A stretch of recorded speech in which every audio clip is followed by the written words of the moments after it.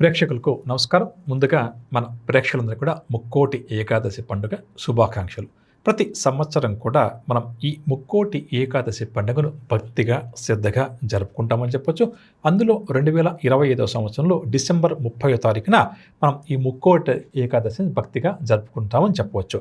ఈ ముక్కోటి ఏకాదశిని వైకుంఠ ఏకాదశిగా కూడా మనం వ్యవహరిస్తుంటాము. మోక్షక ఏకాదశిగా కూడా దీన్ని వ్యవహరిస్తుంటాము అని చెప్పొచ్చు. కానీ ఏంటి ఈ ముక్కోటి ఏకాదశి యొక్క ప్రాశస్త్యం ఏమిటి? ఈరోజు అంటే ముక్కోటి ఏకాదశి రోజు ఎటువంటి నియమాలు పాటిస్తే మనకు ఎటువంటి సత్ఫలితాలు ప్రాప్తిస్తాయి అన్న అంశాలు ఈరోజు కార్యక్రమంలో ప్రత్యేకంగా నేను వివరించే ప్రయత్నం చేస్తాను. ప్రధానంగా ముక్కోటి ఏకాదశి ఎంతో పుణ్యమైనది అని మనకు పురాణాల ద్వారా బాగా కూడా తెలుస్తుంది అని చెప్పొచ్చు. ప్రతి నెలా కూడా 2 ఏకాదశి తిథులు వస్తుంటాయండి. ఇది తెలిసిన విషయమే కదా. ఏకాదశి తిథి అంటే 11వది అన్నమాట. అంటే తిథులు మనకున్న వాటిలో 11వ తిథిని ఏకాదశి తిథిగా అంటాము. ఇటువంటి ఏకాదశులు మాసానికి 2 చొప్పున సంవత్సరానికి 24 ఏకాదశి తిథులు వస్తుంటాయని చెప్పొచ్చు. ఒకవేళ అధిక మాసం ఉంటే మరెండు ఏకాదశి తిథులు ఎక్కువగా వస్తూ ఉంటాయని చెప్పొచ్చు.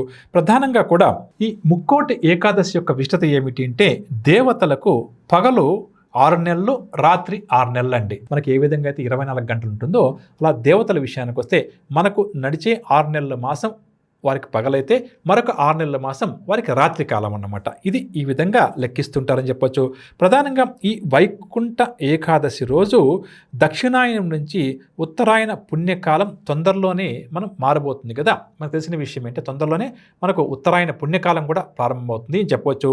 దానికి ముందు వచ్చేటువంటి ఏకాదశి ఇది అంటే ప్రస్తుతం మనం దక్షిణాయన పుణ్యకాలంలో ఉంటున్నాం కదా, అది తొందరలోనే మనకు ఉత్తరాయణ పుణ్యకాలం ప్రారంభం కాబోతుందండి. దానికి ముందు అంటే ఉత్తరాయణ పుణ్యకాలం ప్రారంభమవడానికి కొద్ది రోజుల ముందు వచ్చేటువంటి ఏకాదశి దీన్ని వైకుంఠ ఏకాదశిగా మనం వ్యవహరిస్తాము అని చెప్పొచ్చు.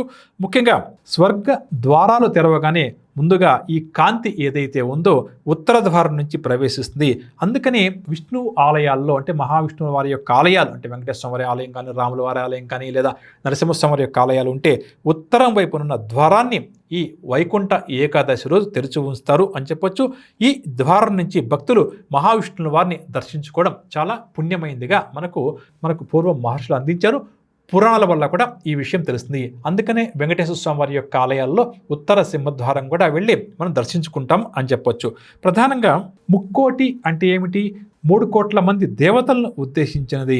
అప్పటి నుంచి మూసి ఉన్న స్వర్గ ద్వారాలు ప్రధానంగా చెప్పాలంటే కూడా ఈ ముక్కోటి ఏకాదశి నుంచి తెరుచుకుంటాయని చెప్పి మన పెద్దలు చెప్పారు. కాబట్టి ఈరోజు మహావిష్ణువు వారిని ఉత్తర ద్వారం గుండా వెళ్ళి దర్శించుకుంటే ఈ సంవత్సరం కాలం పాటు ఏకాదశి తిథులప్పుడు మనం ఏదైనా కూడా ఉపవాసం చేయకపోవడం కానీ, లేదా ఆ రోజు భగవంతుని పూజించకపోయినా ఈ ఒక్కరోజు వెళ్ళి స్వామివారిని ఎక్కడన్నా స్వామివారి ఆలయంలో దర్శించుకుంటే తప్పకుండా కూడా అంత పుణ్యం మనకు ప్రాప్తిస్తుంది అని ఒక్క మాటలో చెప్పవచ్చు. ముఖ్యంగా ప్రతి ఏకాదశి రోజు మనం ఉపవాసం ఉంటామండి. అందులో ఈ ముక్కోటి ఏకాదశి రోజు ఎవరైతే ఉపవాసం ఉంటారో అటువంటి వారు మహావిష్ణువు వారి యొక్క అనుగ్రహానికి పాత్రులు అవుతారు అని చెప్పొచ్చు. ముఖ్యంగా ఈరోజు ఉపవాసం ఉండడం, మహావిష్ణువు వారి యొక్క పూజ ప్రత్యేకంగా ఈరోజు చేయడం అందరికీ కూడా చాలా మంచిది. దీంతో పాటుగా విష్ణు సహస్రనామ స్తోత్రాన్ని పారాయణం చేయడం, స్వామివారిని ముఖ్యంగా ఈరోజు తులసి దళాలతో పూజించే ప్రయత్నం చేయడం చాలా మంచిది. అన్నిటికన్నా మించి ఈరోజు గోపూజ చేయడం కూడా చాలా చాలా ఇష్టమైంది. కాబట్టి ఎక్కడన్నా ఆలయాల్లో గోవులు ఉంటాయి కదండి, అక్కడికి వెళ్ళి గోశాలకు వెళ్ళి గోపూజ చేయడం, గోవుకు ముఖ్యంగా కాస్త ఆహారాన్ని అంటే గ్రాసాన్ని అందించే ప్రయత్నం చేయడం కూడా చాలా మంచిది. అదేవిధంగా మహావిష్ణువు వారి యొక్క ఆలయ సన్నిధిలో ఈరోజు ఎవరైతే ఆవు నేతితో దీపాన్ని వెలిగించి స్వామివారిని భక్తిగా శ్రద్ధగా ఆరాధిస్తారో అటువంటి వారు గతంలో చేసిన సర్వ పాపాలు తొలగిపోయి విముక్తులవుతారు, వారికి పుణ్యం ప్రాప్తిస్తుంది అని చెప్పి మన పెద్దలు చెప్పారు. కాబట్టి ప్రతి ఒక్కరూ కూడా ఈరోజు ఎలాగో అందరం మహావిష్ణువు వారి యొక్క ఆలయానికి వెళ్తూ ఉంటామండి. దాంతోపాటుగా అవకాశం ఉంటే గోశాలకు వెళ్ళడం, గోవులకు ఆహారాన్ని అందించడం, అదేవిధంగా అంటే గోపూజ చేయడం, దాంతోపాటుగా ఆవు నేతితో మహావిష్ణువు వారి యొక్క ఆలయంలో ఎక్కడ వీలుంటే అంటే ఆలయ అధికారుల యొక్క పర్మిషన్ తీసుకుని అక్కడ దీపాన్ని ఆవు నేతితో వెలిగించి రావడం కూడా అందరికీ కూడా చాలా చాలా మంచిది అని చెప్పవచ్చు.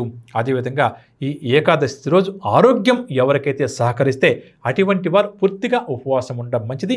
ఆరోగ్యం సహకరించిన వారు సాత్వికమైన ఆహారం తీసుకొని ఉపవాసం చేస్తే కూడా సరిపోతుంది. ఖచ్చితంగా నేను ఏం తిన్నండి అంటే ఏంటి, ఆరోగ్యం బాగలేకపోతే కుదరదు కాబట్టి అటువంటి వారికి పెద్దలు మినహాయింపు ఇచ్చారు. సాత్వికమైన ఆహారం తీసుకోవాలి. ఈ విధంగా చేస్తూ విష్ణు సహస్రనామ స్తోత్రాన్ని యథాశక్తిగా పఠించడం, అందున కూడా సాయంకాలంగా ఈరోజు తులసి కోట దగ్గర ఆవు నేతితో దీపాన్ని వెలిగించడం కూడా అది చాలా మంచిదని చెప్పి మన పెద్దలు చెప్పారు.